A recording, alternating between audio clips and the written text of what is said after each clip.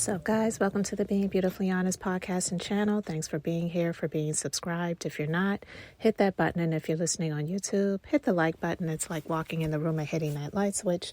Let's brighten up the place and get into this politics and BS. When I saw both of these stories, I just said, you know what? Here we go. Year 2024, another election year. It's going to be crazy. And even for those of us who choose to try our best to tune out, you're going to see some of it. You're going to experience some of it one way or another.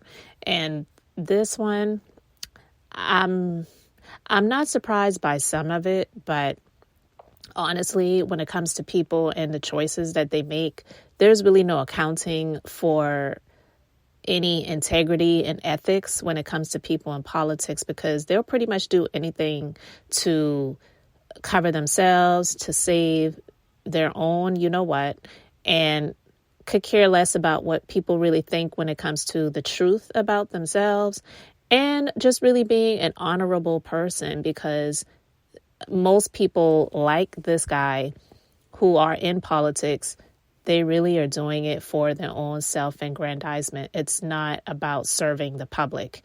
It hasn't been about serving the public for many years. So with that being said, remember Tim Scott? The corny, mushmouth looking dude who is a senator from my home state, South Carolina, who was just pretty much a huge embarrassment when it comes to, I'm just going to put it frankly, being a black man. And I don't even like really using the term black, because I had this conversation with someone a while ago, and color is something that was created in terms of referencing people to divide, just like race was created to divide. And I'm not a color. And I'm definitely not black. My skin is not black.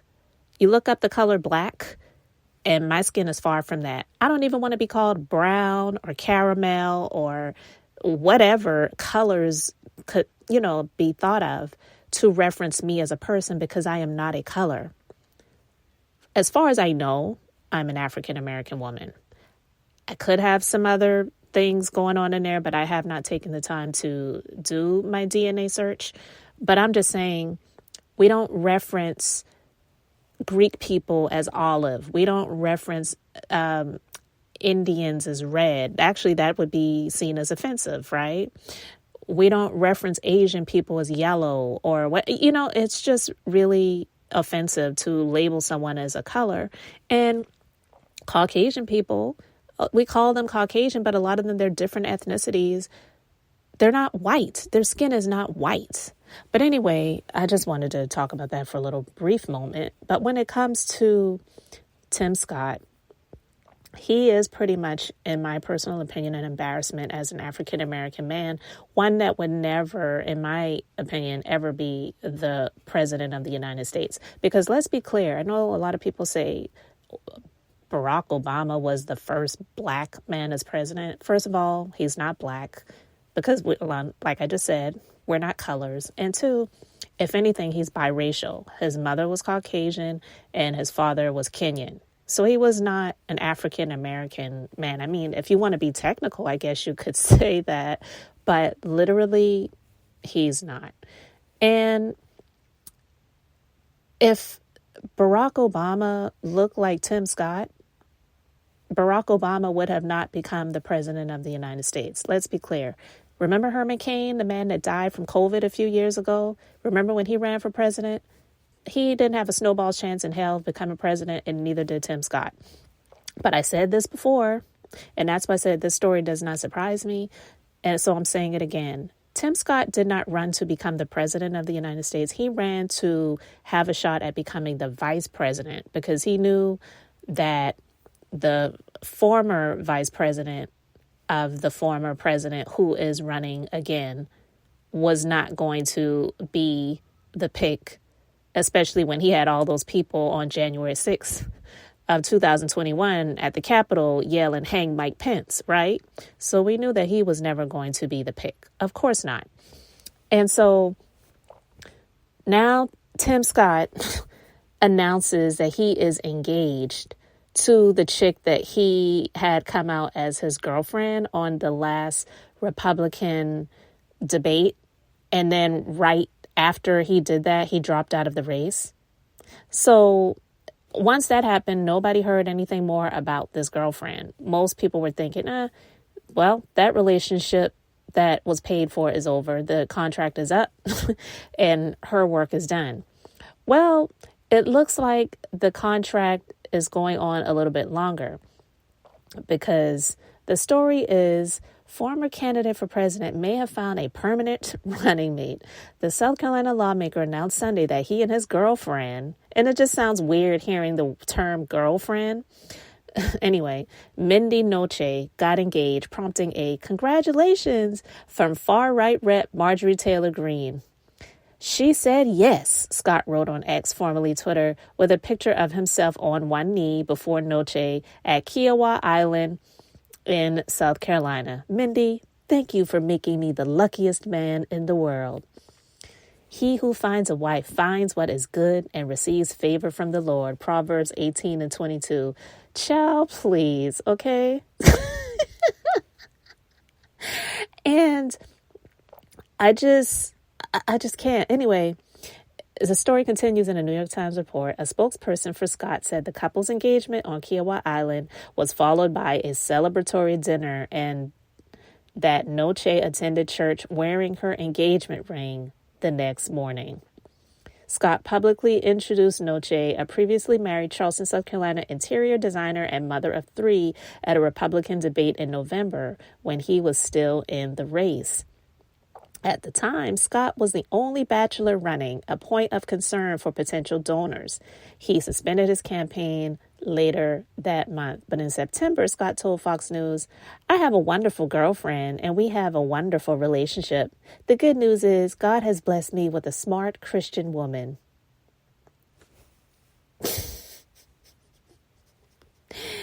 All right. But not too long after that, he endorses, who do you know? President Trump, former President Trump, for president. And he just sounds so like himself. I just can't with the fakeness of him.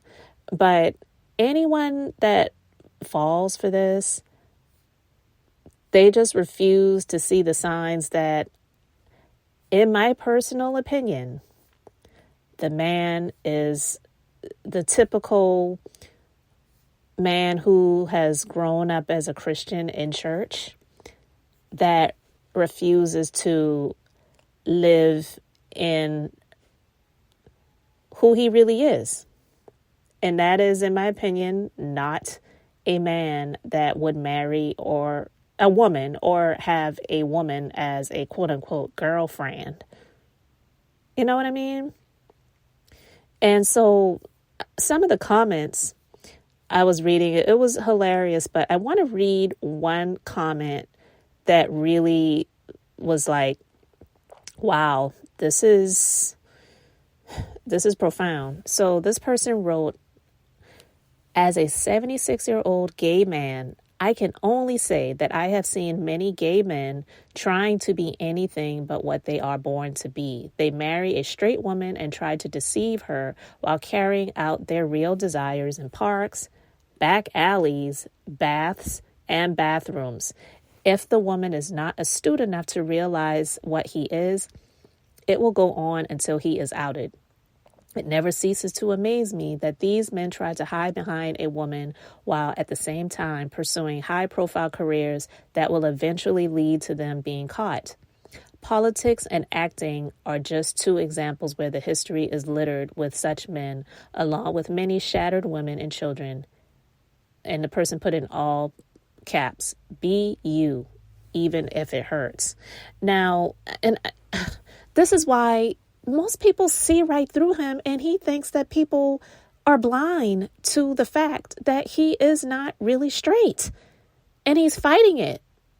Now, I don't believe the relationship is real. I don't believe that this woman is fooled. As a matter of fact, I remember having a conversation with one of my friend clients when this news came out that he was dating this chick, and I asked my friend because she lives in an area and she kind of hangs out with a lot of people that are in the area that he likes to hang out when he's out trying to, act like he is a man about town. And when I told her this, she was so shocked. She said, Mindy? Hold up, Mindy Noche? She said, no, Mindy Noche, she's divorced now. She has like 2 or 3 kids, but I never heard anything about her dating him. And in this area, the news travels fast, right? If that was something that was going on, people would have been talking about it. There would have been no secrets being kept about that. So it's like, okay, did he have her on this non-disclosure agreement that she signed and she couldn't talk about this relationship, whether fake, phony, or real, and nobody would know about it? So it was just like a running joke in South Carolina, especially to hear that he was dating this woman that is pretty well known for the industry that she's in. And somebody commented, they responded to that person's comment and said, agree 100%. But there's also something to be said for being married to a U.S. senator, even if it is only for show. In fact, that might be the way she prefers it. And that's exactly my point. This is business. This is business.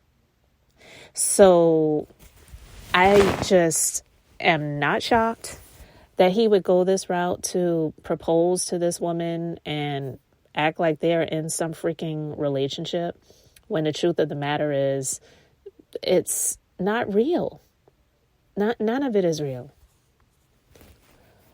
So then, of course, he comes out to endorse Donald Trump with the buck teeth, the little baby chiclets and the huge gums, just bucking and shucking and jiving in front of Trump while he stands there looking at him like, this is a good boy. Hello, New Hampshire! Oh, yeah. Let me see. Is this Donald Trump country? Oh, yeah.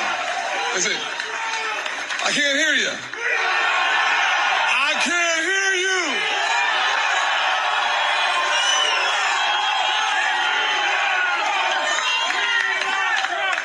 You know, we love you, thank you. Let me say, we need a president who will close our southern border today. We need Donald Trump.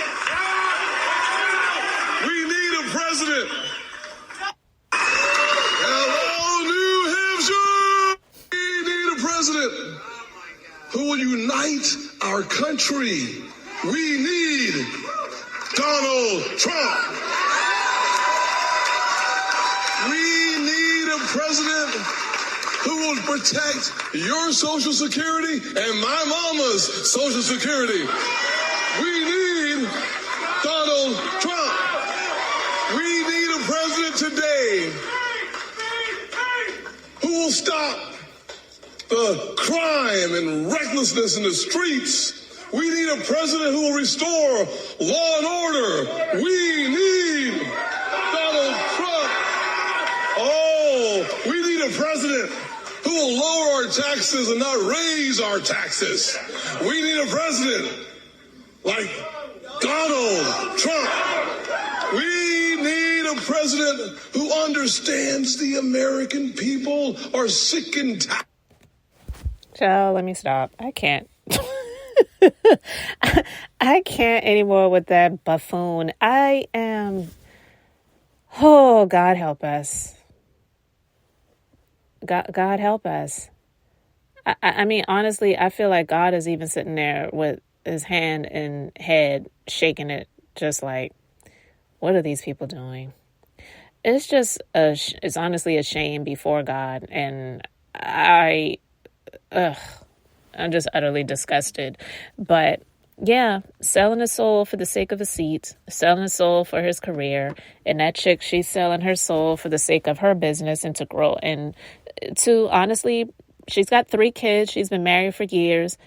There are some women that get to the point where they don't really want to have sex anymore. And they just want to be in a relationship with somebody that can support them, take care of them. And, you know, and it's possible she may have a boyfriend as well. And I'm just saying, there are so many different scenarios when it comes to people who choose to get into situations like this. But this is not a relationship. It is a situationship. This Negro, I can't stand the way he sounds. We need a president. You know, like he just sounds like a freaking COON. I'm sorry. He does. And Donald Trump standing behind him, looking at him like, this is a good boy. This is a good boy. Go ahead and give me all of that praise, Bucky. He's a shame before God. Anyway, guys, I just wanted to talk about that. Would love to get your thoughts in the comment section. Thanks so much for being here, for liking and subscribing. I'm Beth, just being beautifully honest. So until the next time, I just wanted to keep it brief, beautiful, and now I'm going to say bye.